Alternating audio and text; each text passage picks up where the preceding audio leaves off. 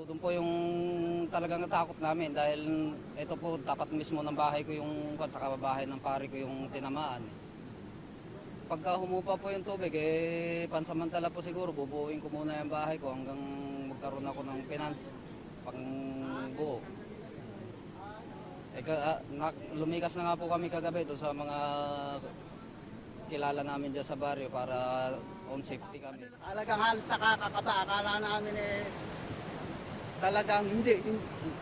Kung sana pupa kami dito, lalapit. Hindi na kami nakalapit at umupa na ngay tubig na ganyan. Andyan na lang kami sa malayo. Hindi namin alam kung paano mag-uumpisa kami ngayon. Dahil nga, ang natira sa amin, palay tsaka gulay. Andyan yung gulay namin, yung palay andito. Pareho po silang nasira, kaya hindi namin alam kung paano kami mag-uumpisa ngayon. Kaya hihingi kami ng tulong sa gobyerno po. Ito po ay sanhi po nung bagyong Pipito na inaasahan po namin na hindi na tatama dito, talaga po hindi tumama yung malakas dahil ulan-ulan na sa konting hangin.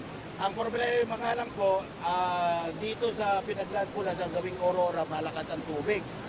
So yung tubig na yon dito po umuho.